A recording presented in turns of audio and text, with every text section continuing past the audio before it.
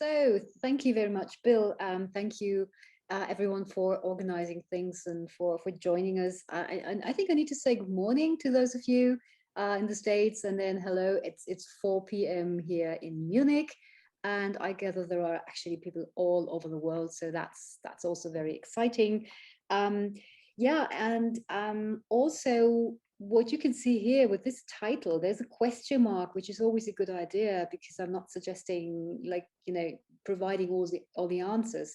And virtual, that was also planned at a time when I did not know or had not expected what was going to happen, especially to this conference and to many others. So the question mark actually, I think, poses new question marks and maybe also for the discussion that we will be having. This is something I would like to put forward. Now, getting to something completely different. I was in Norway last year, visiting Oslo and Tromsø. It was in March 2020, just shortly before the pandemic struck. And my daughter and a friend of hers were with us. And I told the teenagers we were going to visit a museum, in fact, a Viking museum. There was some protest at first, but then we went to visit the first digital Viking museum in the city center of Oslo. In what was more than 3 hours, there was a lot of reading about Viking life. There was a lot of viewing. There was a lot of individual experience with virtual headsets. And there was also a lot of individual interacting between the teenagers as they dived into the visual and virtual worlds of this museum. They didn't even want to leave in the end, as they told me this was very much not a boring museum. And I happened to meet the inventor of the whole concept, who told me about his visions for the futures of learning and museum pedagogy, which I hadn't known very much about until then. Now, this Viking experience led me to think further about what interests me in general, the impact of digital formats on learning, particularly the role of literature in its various multimodal forms, especially with a view to foreign language education. Now, recently, the role of literature in the EFL classroom has been undergoing considerable changes. While new digital forms such as ebooks, digital archives, electronic literature, and video games emerge, questions arise whether literature and the digital world are compatible at all. So, like sort of mapping the field a bit, I find this interesting to think about questions like what is happening to texts, to literature, and the whole field of narratives in foreign language education right now. The feeling is the digital age changes our encounters with texts, but also changes the very textuality of text. So how does that implicate on literacies? What does this mean for the futures of learning? And are we possibly even facing a backlash? And those many digital encounters that we have right now, but also in museums, entertainment at school, is that maybe too invasive and even counterproductive in the long run? Well, I cannot answer all of these questions, but I just wanted to show you some of my, the thoughts that came up in my mind after leaving the Viking Museum. And now this is my outline for today. I'd first like to refer to literature and the digital and sort of taking stock. And then there's some interesting questions about the different layers of interactivity. We will also have a look at some examples and what that implies, possibly also for learners. And then number 3 would be towards new literacies, learners as producers, and finally the question mark again concerning visual, virtual, and visionary, new digital textualities and implications for learning. All right. Well, there are still partly historical expectations about what counts as literature and the place and purpose of classic and contemporary text in 21st century curriculum. But arguably, the consequences of the massive shift toward electronic media for entertainment and information may be producing fears that the practice of reading literature as we know it, together with the kinds of reading, deep reading, may be disappearing. And in the face of popular culture and electronic media, questions revolving around issues like short-term attention spans and instant gratification are considered as significant for the contemporary world. Now, this is why I would like to start with an example here, and this is called Woo Woo and Company. This is actually a virtual reality book for children. It is a highly suitable narrative for younger learners. And the reader here, as you will see in a moment, enters a story full of fantasy and has to solve riddles and ultimately save the magic world with the help of wondrous creatures. And Wu and Co.'s features entail appealing illustrations with hidden objects and mystical creatures. These are always clickable and lead to unlocking new stories with the story. What is remarkable here is there is a 360-degree interactivity. So learners, readers, viewers need to move around with the tablet. They need to put it up to the ceiling. They need to turn right or left in order to be able to activate all of these features. So you can't really use it just sitting at your desk, which is really interesting because we've tried it out many times with learners and students, and they really have to move through the classroom. Also, there's a camera which is necessary to solve the riddles, for instance, crossing a lake by boat or lighting up darkness and finding something yellow in order to light the lamp, as you will see. There's also a read aloud function that turns an autonomous play and read through into an engaging listening experience. Now let's have a look at what that means. I tried to sort of condense that into some short film version just to show you, and remember that every movement that you can see would have been actually caused by some movement of the tablet by the learner or the reader, and without movement, nothing would happen. And that's the main thing here. Now let's watch this one. I hope you can hear that. Woo Woo and Company. The coldest winter in 2,000 years has arrived. The entire forest is frozen. You are home alone today. If you pick up your book, you can look around the living room.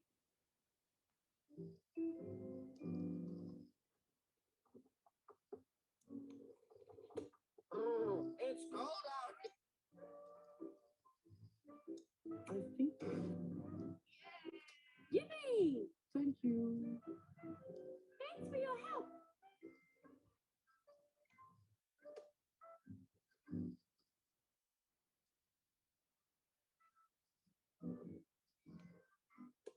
It's so dark at home. Look down and read my story. Storm and Snow Lantern Field. Storm is completely see-through. Actually, every single one of his 40 aunts and uncles and cousins and grandfathers and grandmothers is see-through too. Then great-great-grandfather opens the door to the shed.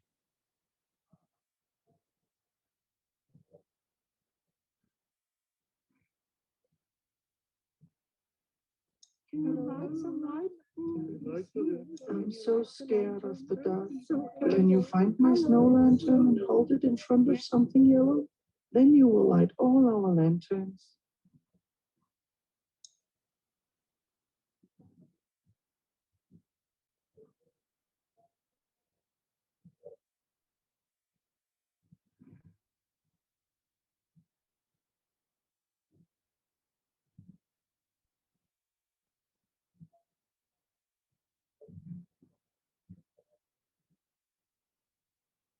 Thank you.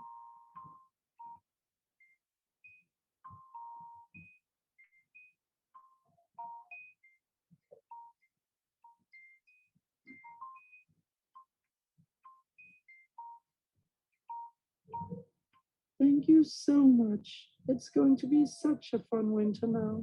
And we can all dance the tango.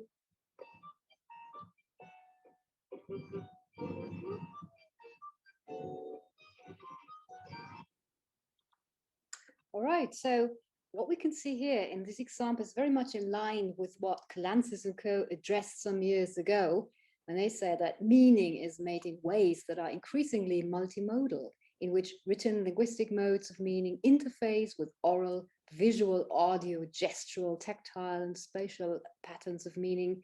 We need to extend the range of literacy pedagogy beyond alphabetical communication. We need to supplement traditional reading and writing skills with multimodal communications, and particularly those typical of the new digital media.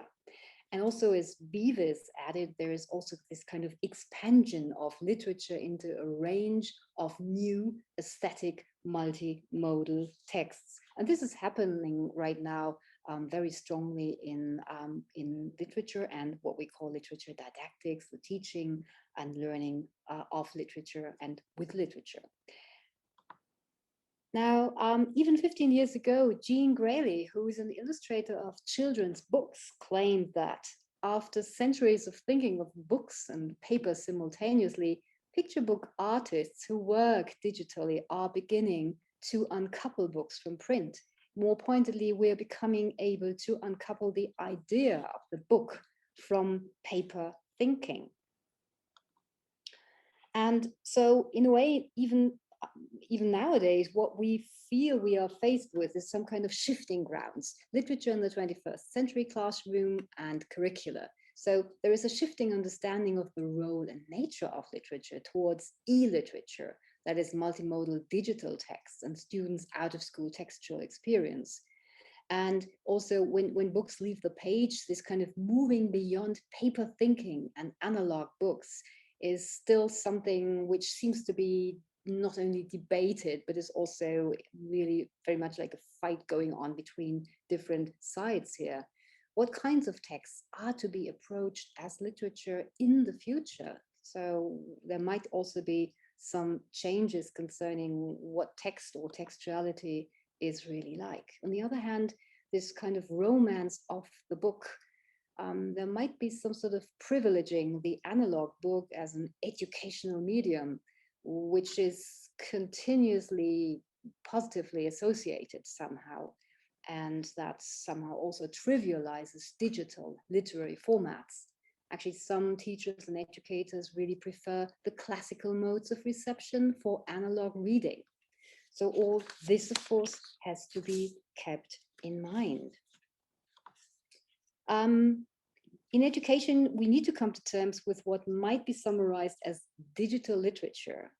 Very briefly, this could be texts which are purposefully and aesthetically designed with a reliance on the interactive and multimedia affordances of digital tools and spaces. But then this is a very broad conception. So let us have a look at various examples that will also show us some more of the challenges involved here. The first one is the heuristic Shakespeare app. Now, this is a screenshot from the app, which actually also has the first folio edition embedded, and which allows the reader, viewer, and learner to switch between a digitized version, an original version, and there's also a lot of hypertext features, contextualized input, even films, and also some more material that gives us some background on the Elizabethan age. Then there's also an option of watching the speaker person who reads out the story. So there's a lot of different input here.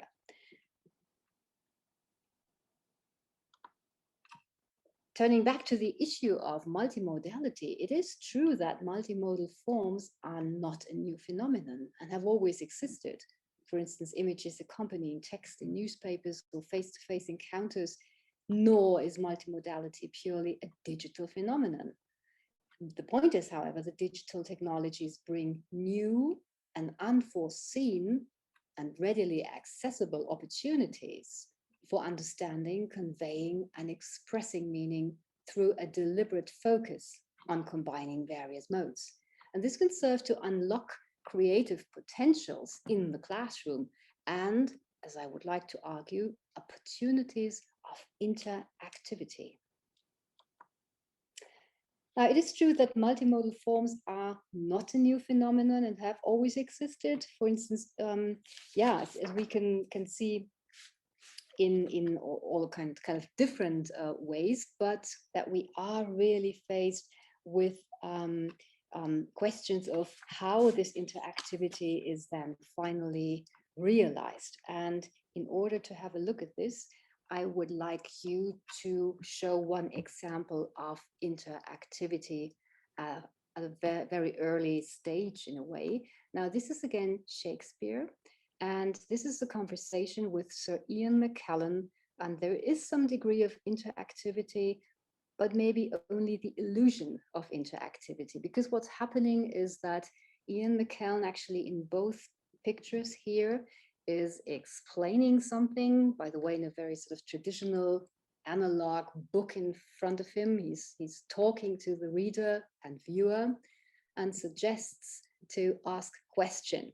And the reader, viewer can then actually pick a question about an interpretation of a film version of Richard III, which is actually also himself here as the protagonist. Now, this is what it looks like.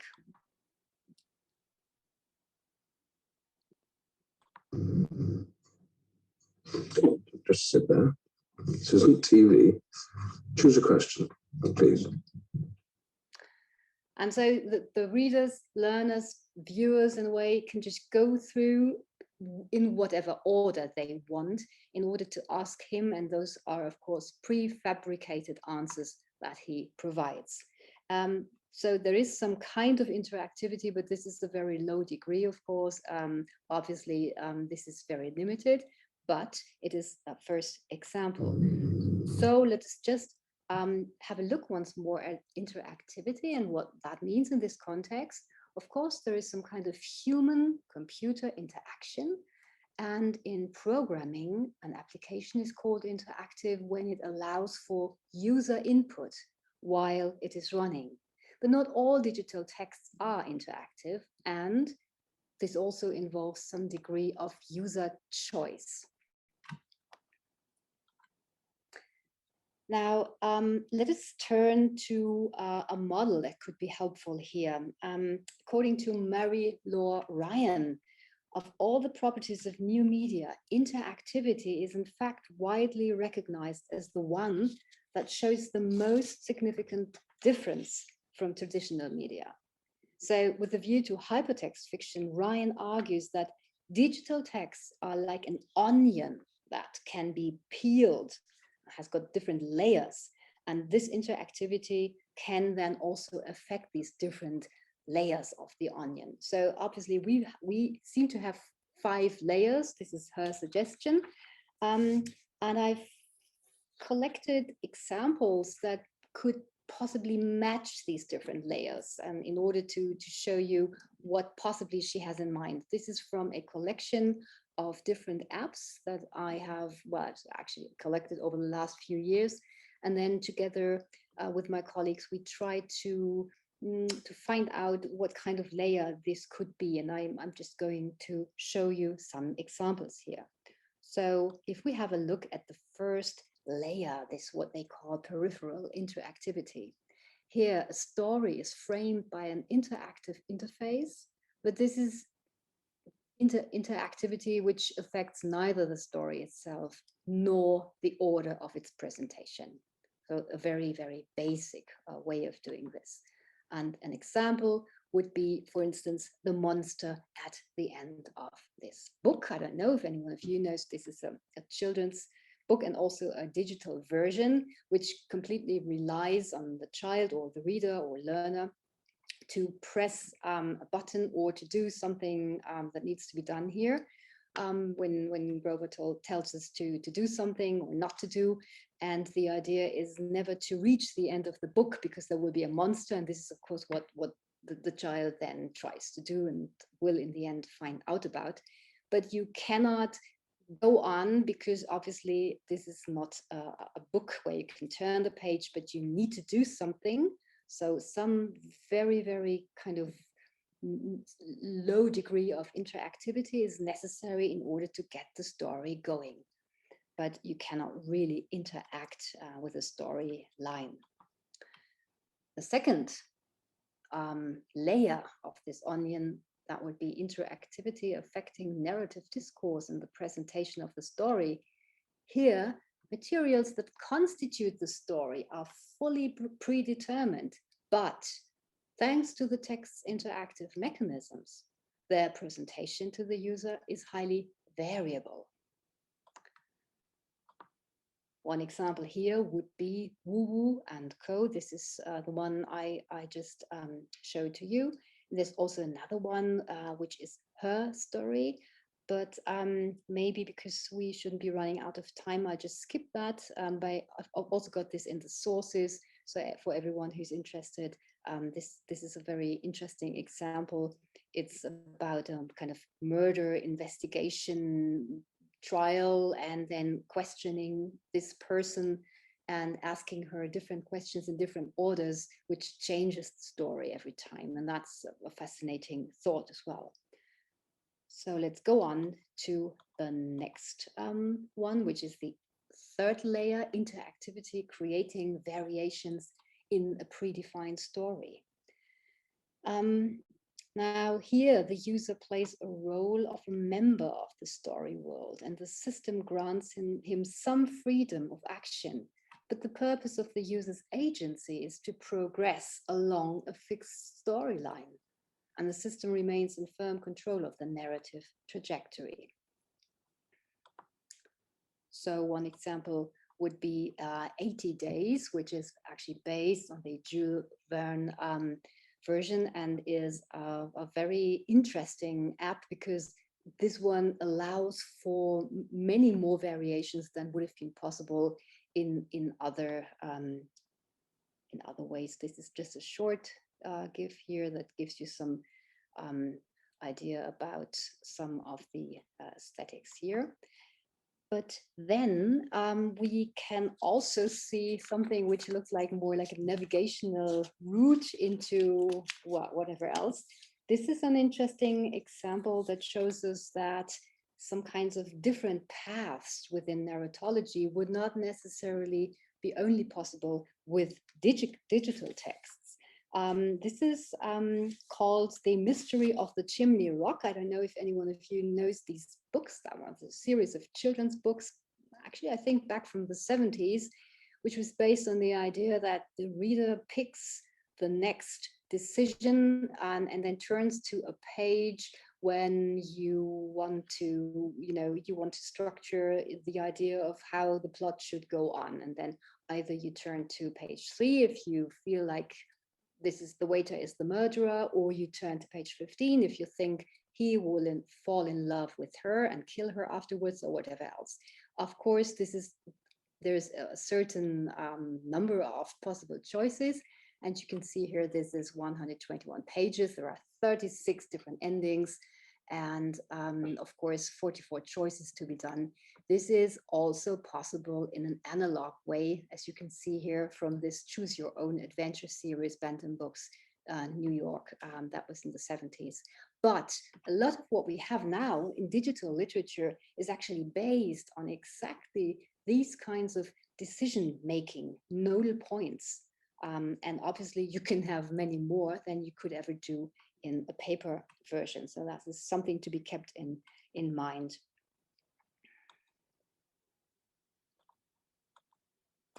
Now, here are some question marks. And that applies to the last two layers of this onion: real-time story generation and meta interactivity.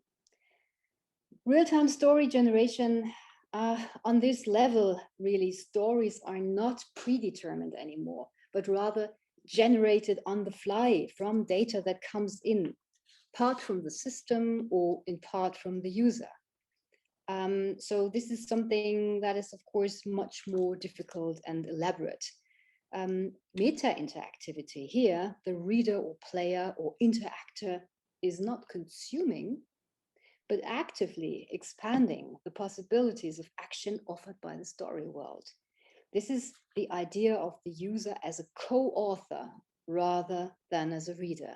And this is very often what happens in games, in what we call ludo narratives, which are really at the intersection of texts and games, and where it's difficult then to decide whether it is the one or the other.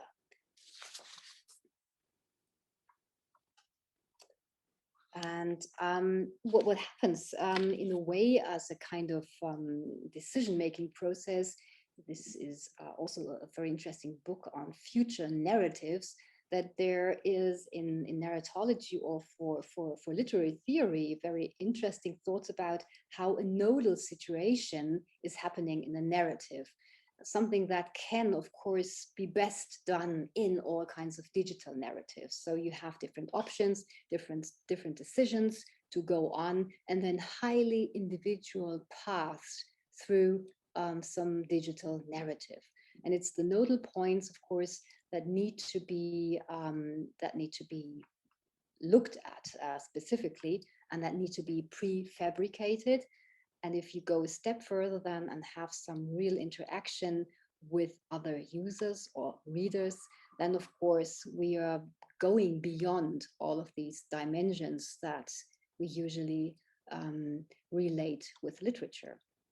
Now this is also a bit awkward, but this sea anemone is just a picture in order to show that in some of these narratives, it's actually more like all nodes connected to one central one, like the prefabricated paths in a storyline, whereas a network actually means you can go from one to the other in whatever directions, and this can be highly individual. So this is what roughly is like happening today in many digital narratives that exist and that also just pop up everywhere. They are more developing into this network structure over time.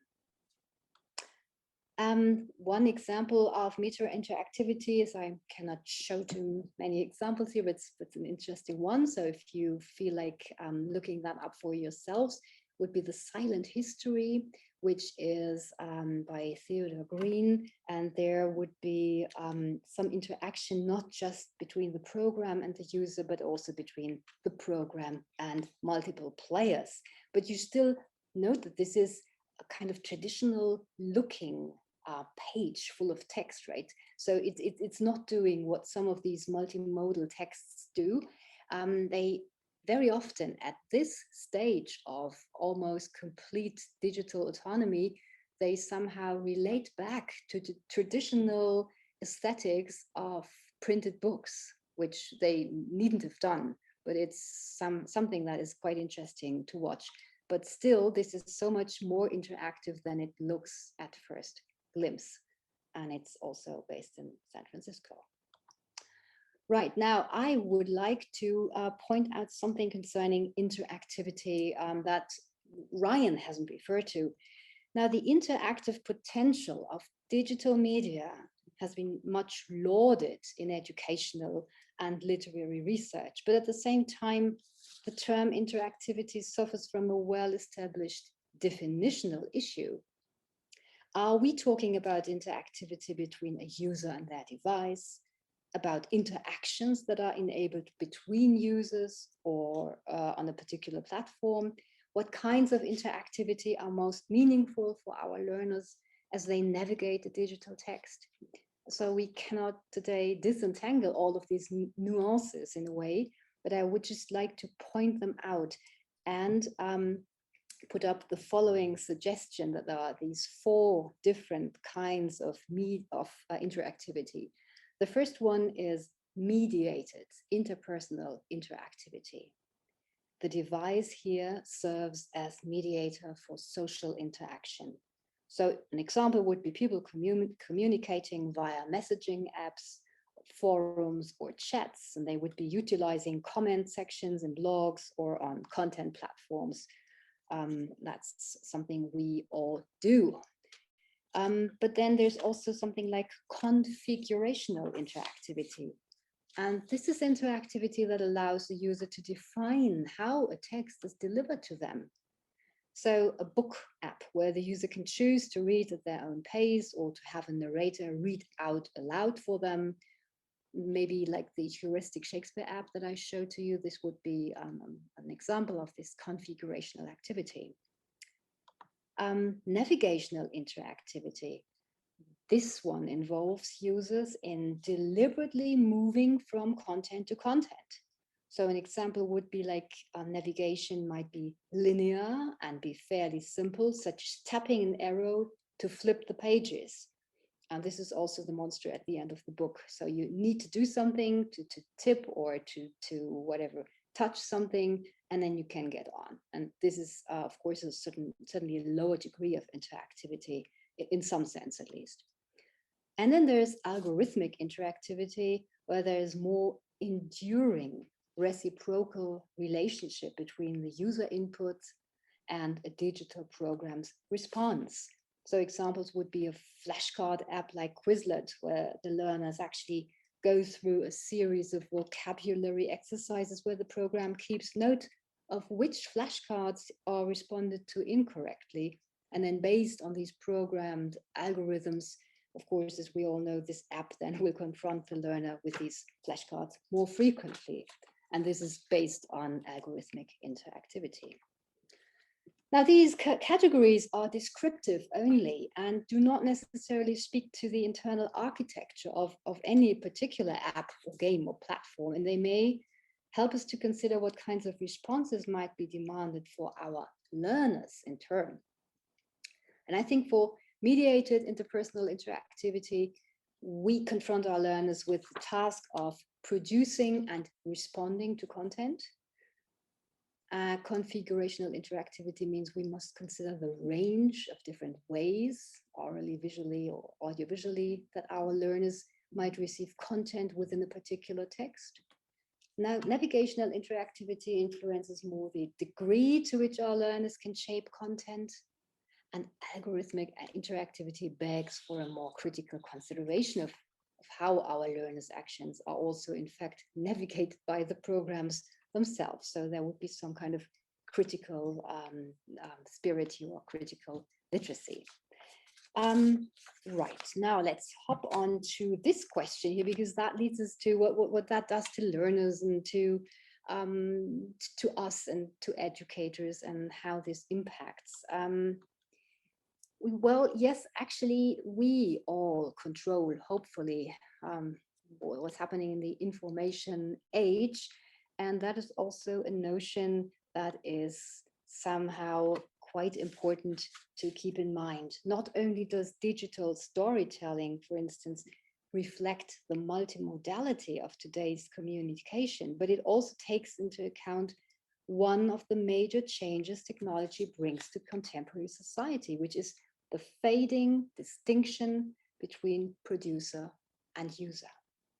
To describe this development, Bruns developed this notion of the producer, which highlights that within the communities which engage in the collaborative creation and extension of information and knowledge, users already necessarily are also producers of their shared knowledge base. Regardless of whether they are aware of this role, they have become a new hybrid, a producer.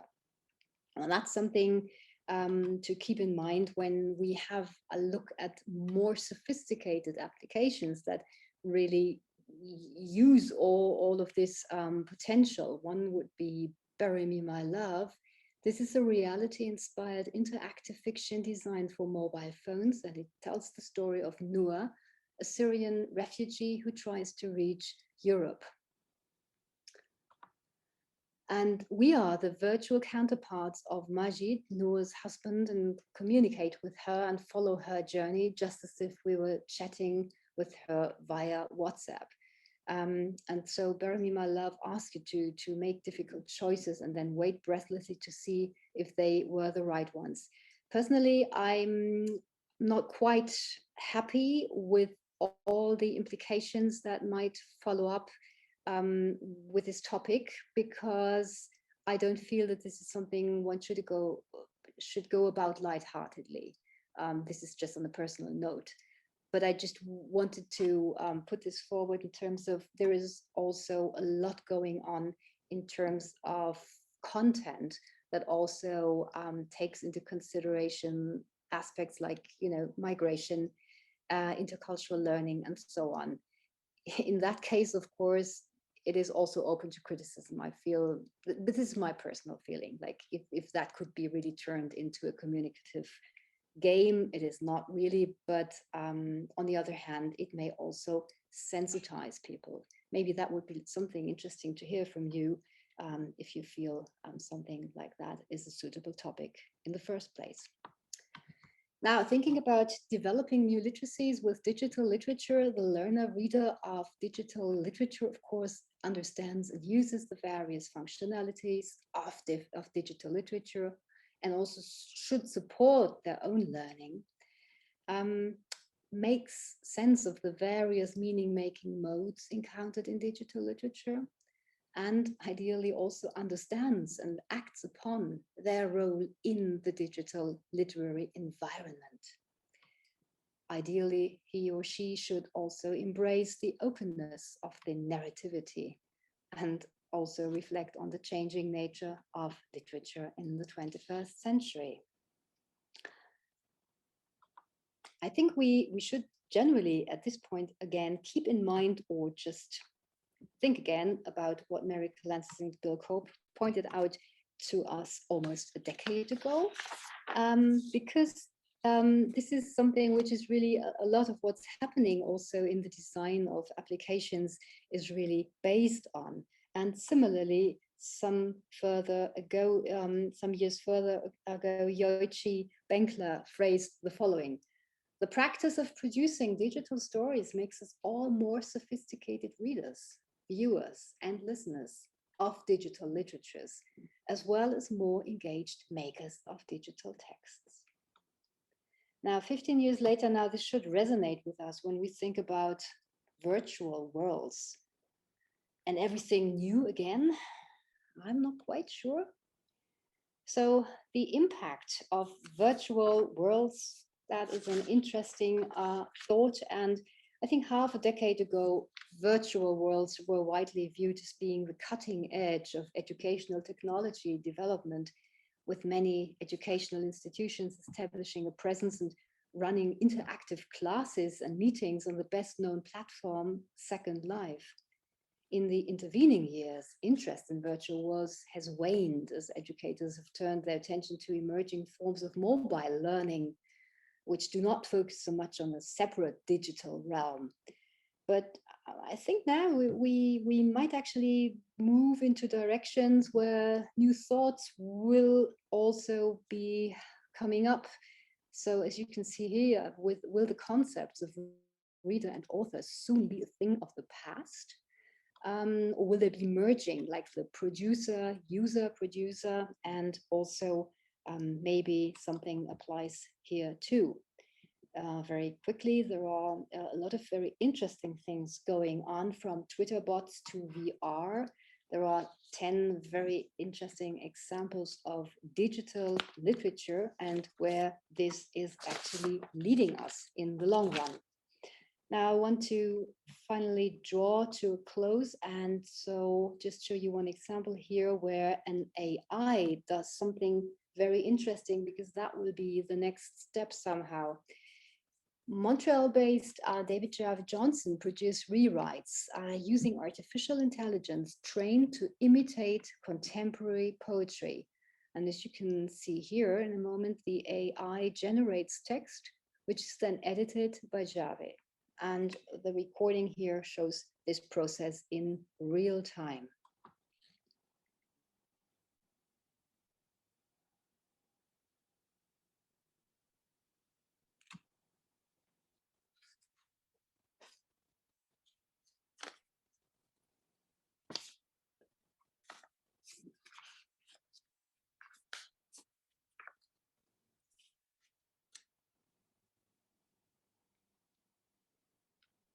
in a way, we might argue this is what we do anyway when we work on Google Doc or documents together, right? So this is whether you need artificial or natural intelligence. This is always the question.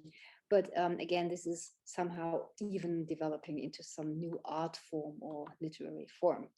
Now, thinking back about the Viking planet and things that you can do very often, this virtual encounter is very much into entertainment, into as we saw in this example here, museum pedagogy on actually the entertainment bit more than the educational thing. But I don't think that this necessarily needs to be two worlds apart, because also in their program they love to point out this is learning in a new way, and that there are immersive experiences, and that they have an inclusive approach.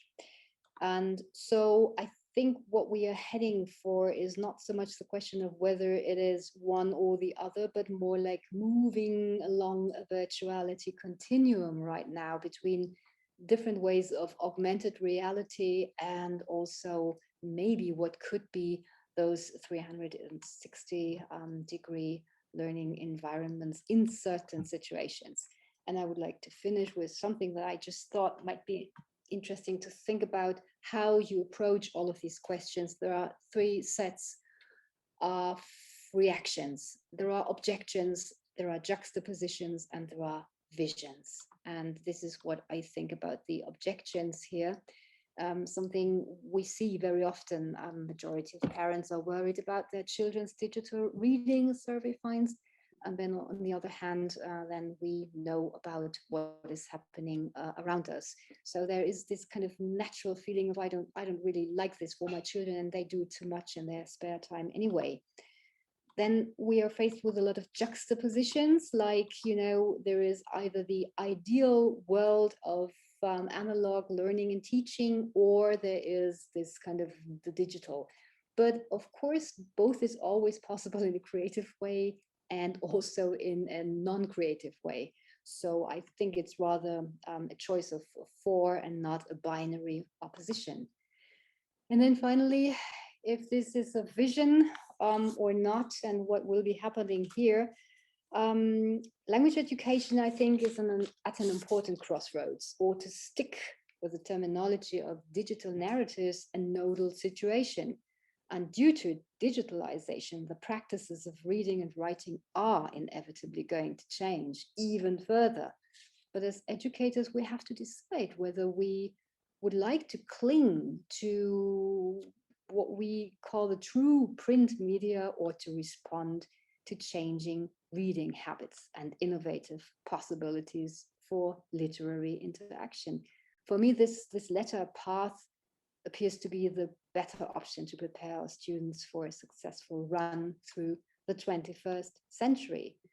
And I think the implications, it really include the design of tasks and classroom methodologies that engage the learners in the functional, interactive, and narrative features, and that allow for a reflection of the changing role and relationship between readers and texts. So as to make sure that we somehow live up to what may be virtual environments or non-virtual environments, but certainly with a clear vision of how to empower our learners for the future. Thank you very much for your attention. And here you can also find all the literature and also the absent websites that I showed to you. And so thank you very much again. Thank you. So let me just open up the chat here. We have the first question from Mary. It seems like Mary had to duck out to another meeting, but I'll just read it out for you. And then she said she'd watch your answer again in the video. So Mary Clancis has said, always inspiring and affirming to hear you speak. Can you say some more about what you think the effects of COVID might be on education and its practices?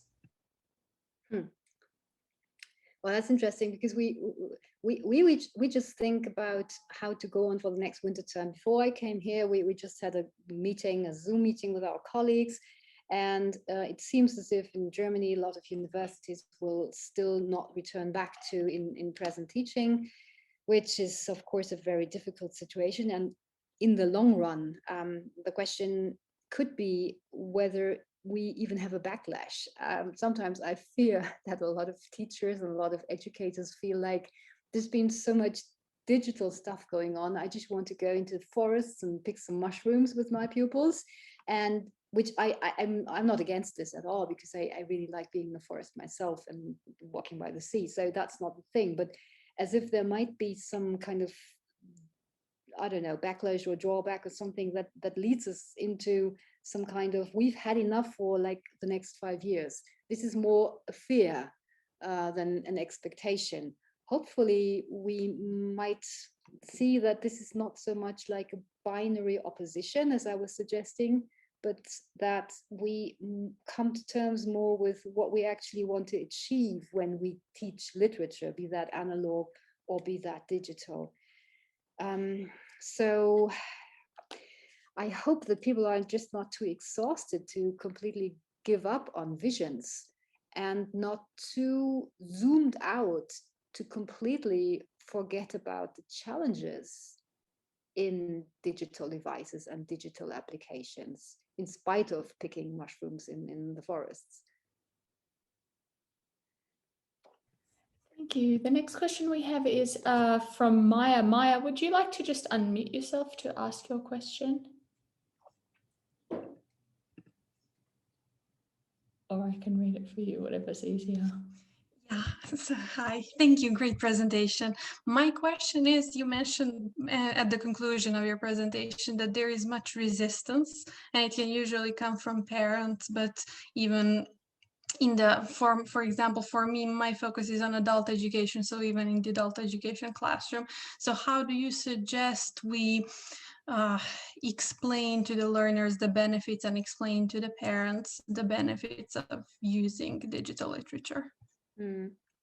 Well, with digital literature, as I was trying to suggest, this is actually not just a substitute. As long as we just try to substitute one medium for the other, then it's sometimes not so easy to do. But when we can really show that there may be completely new kinds of texts emerging that would not be accessible at all. Like this heuristic Shakespeare app, for instance, it doesn't have a very high degree of interactivity, as I showed to you. It's just like, you know, clicking to the first folio edition or clicking to the film. That is not innovative or brand new in a way, but it's such an interesting and motivating app that completely opens up our eyes to Shakespeare, and also allows us to at the same time listen and read and watch and reread and rewatch, and so also opens up the whole, you know, universe of Shakespeare. So my feeling is that those who are particularly traditional might best be convinced by showing them what you can do for the teaching of Shakespeare. This is one of my, you know, tricks when I feel there is resistance, and then I show them the heuristic Shakespeare thing, because this is where those people are usually a bit more, I don't know, accessible perhaps, because then they feel, okay, well, if you can help saving Shakespeare for our literary canon with the help of digital tools, then okay. But whatever else you do here may not be my interest. Well, that's okay. So I think there's actually a big diversity of different things one can do. Thank you. The next question we have is Giovanni. Giovanni, would you like to unmute yourself and ask your question? Sure, thank you. Nice to meet you, Christiane. Greetings from Mexico. Thank you very much for the session. It has been very interesting. My question is, if digital literature continues getting more interactivity, what will be the difference with a video game? Sorry, if the interactivity changes, you mean, or? Yeah, sure.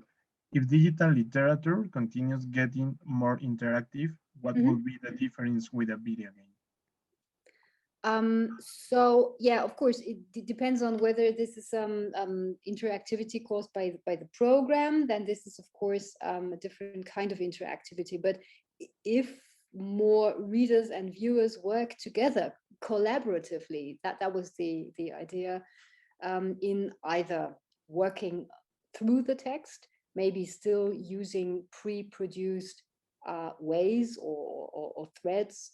That means there could be much more collaboration also in the reception of texts. You know, it's not just like lonely reading of books at home, which can be done, of course, on whatever gadget you use, but maybe even of working your way collaboratively through a jungle of different text versions. So starting all together at the same point, and then working your way through this text universe in small groups, collaboratively maybe, or on your own in an individualized way. I think that would massively change the author-reader role or perception, and could be a very interesting starting point for collaboration in general. So I think it would be more active reception than passive consumption. And interestingly, very often people associate all of these gadgets with passive consumption, because people do Candy Crush or something, you know, and this is passive and it's just gaming or playing something. But no, there may be so many more options for real collaboration than a lot of people can even imagine. But of course, these have to be addressed a bit more maybe, or focused a bit more. Okay, thank you. Okay, so I'm going to just pick up with the question and answer now. And we go a few minutes over, folks. This is one of the virtues of this digital world. We've got a few questions here, so we can keep, if you don't mind, Christiane, we might run 5 or 10 minutes over. The next one, I'm just trying to look through the order of the questions, is Kel. I hope I pronounced your name correctly.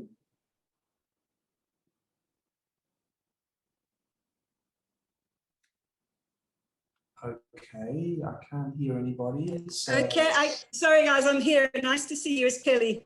Hi. Oh, Kelly, go. Yeah. Hi. My first virtual conference. Yeah, I miss people, to be honest. It's awful. I'm getting used to it. But, I miss you too. Thank you. Just one thing I wanted to ask you is these online sessions are being recorded, right? Because I was sort of wondering where we can access the recordings if we want to go through them again. Yes, they are being recorded, and we'll put them online on the conference website. I might say we have about 300 people at the conference, and one of the very interesting phenomena is people are accessing stuff asynchronously. So we've decided to put on some sessions, a few sessions synchronously, mainly just the plenary sessions. But we're recording those, and what's interesting is a lot of the access is going to be virtual access. So welcome to all the people who are watching the recording. I should have mentioned that at the beginning. So yes, and one of the great virtues, I mean, we might miss the mushrooms in the forest, Christiane, but one of the advantages, by the way, is we have a record of the session, and you can go back and, you know, we want to look at that reference page again, and it went past so quickly, and at a real conference it would have just been gone if we hadn't asked you, but now we can go back and stop at that page. Yeah. So yes, absolutely. Okay. I'm just asked Tamsin to, sorry, I was going to say, I'll just ask Tamsin to help me get into, because the one from yesterday. But listen, I just very quickly, I was kind of thinking out loud with my question, because I'm here in South Africa, and digital, we have to be online because of the virus, but you know, we have these huge challenges, not just with our students' lack of access to computers anyway, but in terms of their just their literacy, their reading and writing, their ability to read. So I'm kind of thinking out loud as to how one could use this in an African situation. I'm just kind of going to put it out there, because it's always what comes into our mind is how do we, this is, you know, first world stuff, how do we adapt it for where we are? Yeah, It's a difficult question. I don't know.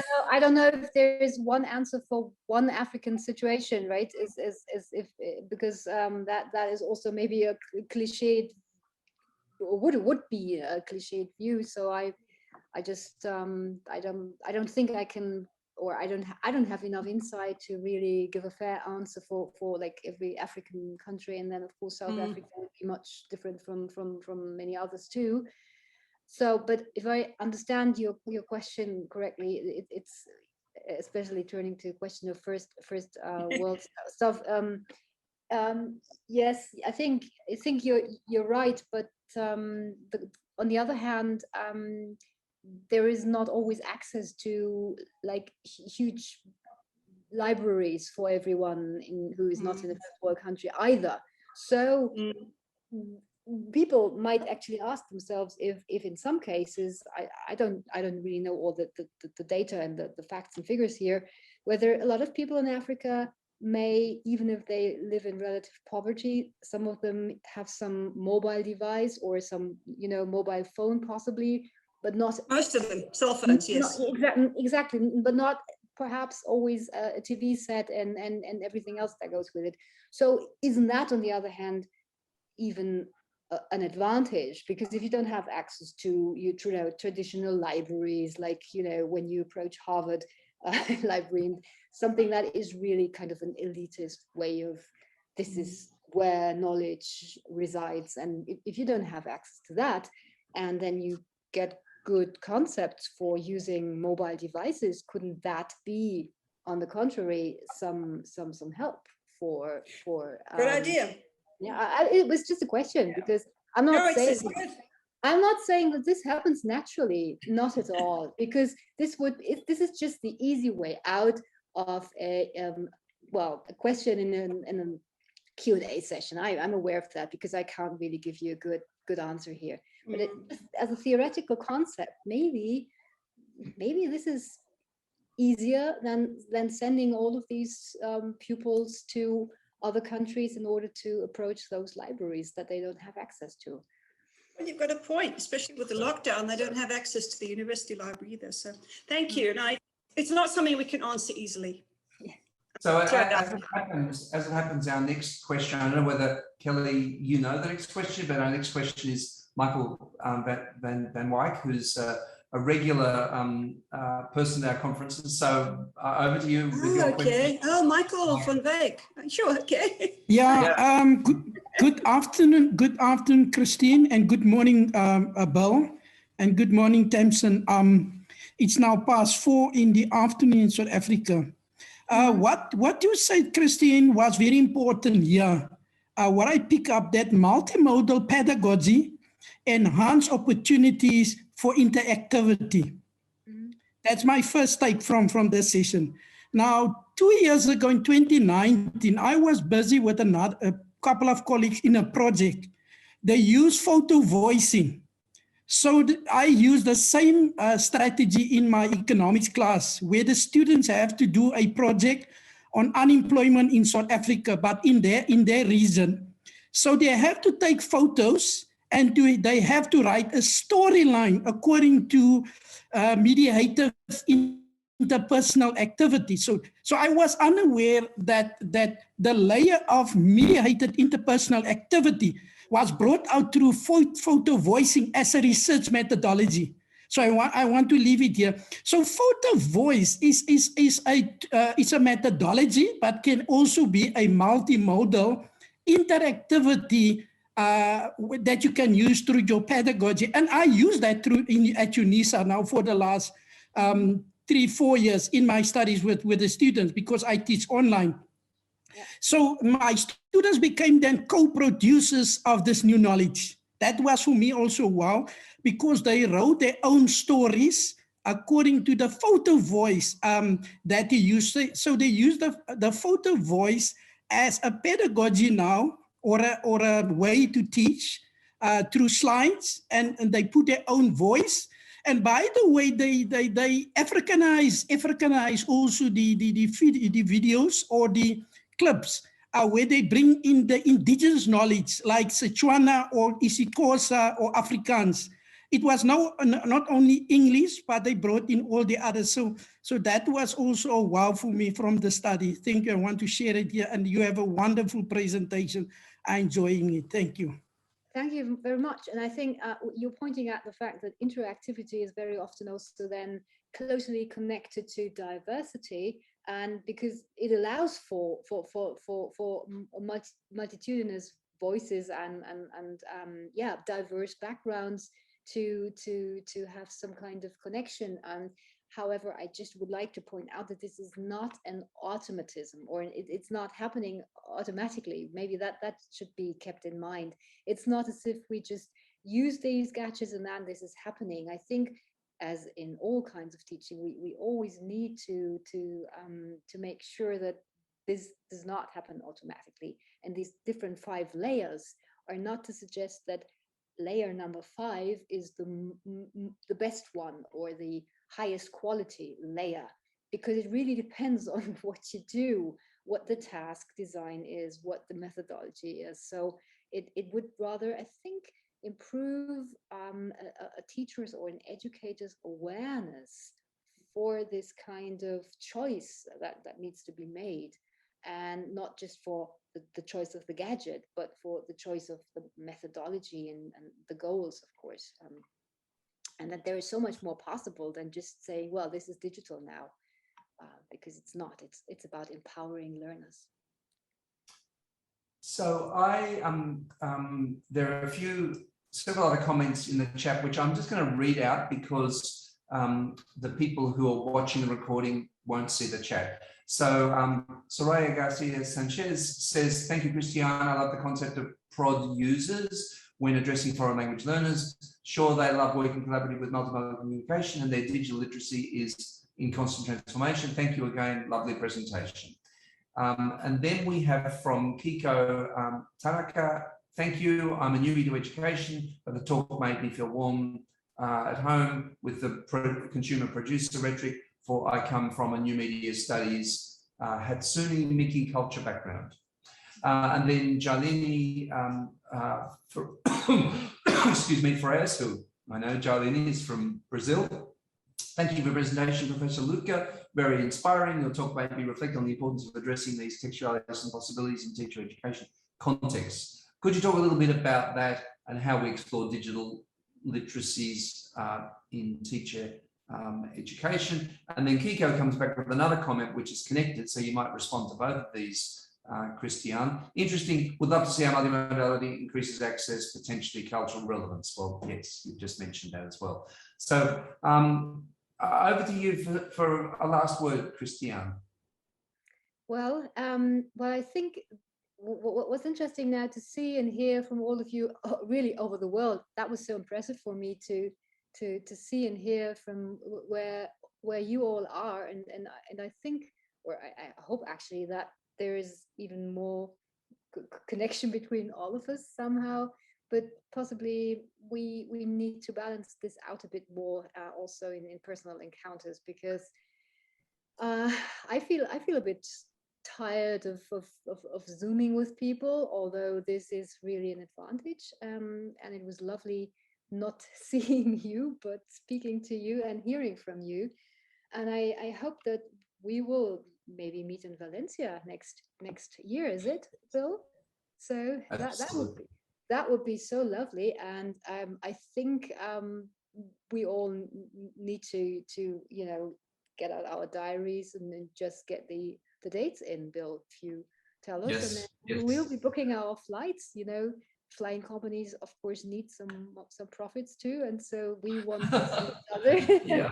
We need to help, and so it would be lovely then maybe, to discuss. Yes. In person. Well, the information's on the Learning Conference website, thelearner.com. So I just want to mention we have plenary sessions on the next 2 days, also at exactly the same time, whichever time zone you're in, same time zone as we've just finished. We have Felicitas McGilchrist tomorrow at the same time, talking about learning in and after COVID-19, dealing with digital inequality, a tremendously important question at the moment. And then on Friday, same time, we have Beata Kolarska And her talk is You Never Walked Alone, Co-Producing Knowledge in the Knowledge Research Process. What I'm going to do is I'm going to put a link in the chat to that. That's the information about these sessions, just to remind folks to be there. Coincidentally, this is our New Learning blog in Scholar. So if you want to join that, you'll get regular updates about conferences and other things that we're doing in this universe. So yes, and look, I mean, yeah, as I say, we're looking forward to getting back into that other meet together world again, but this world as well, it's incredible that we'll be able to speak across all these fantastic distances today. So thank you all for being there. Thank you for the people who are going to be watching the recording as well. And we will see you all tomorrow morning, same time, same place. Yes. Thank you, Christiane, for a wonderful, wonderful presentation. Thank you very much, and bye-bye from Munich. See you all soon. Bye-bye. This is the new Bye-bye. convention is to worry at the end of a lecture. Bye-bye. Bye-bye. Bye to all of you. See you, Thank you so folks. much. Bye Thank then. you so Bye. much. I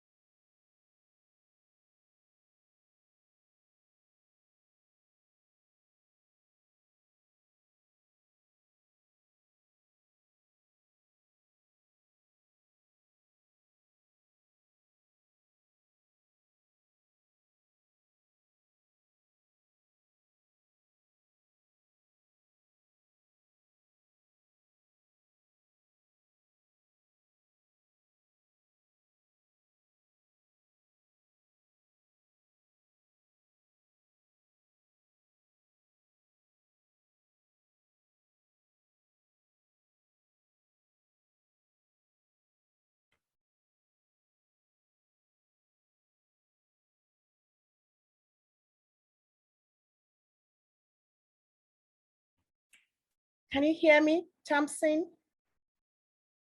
Thompson Gilbert, can you hear me, please?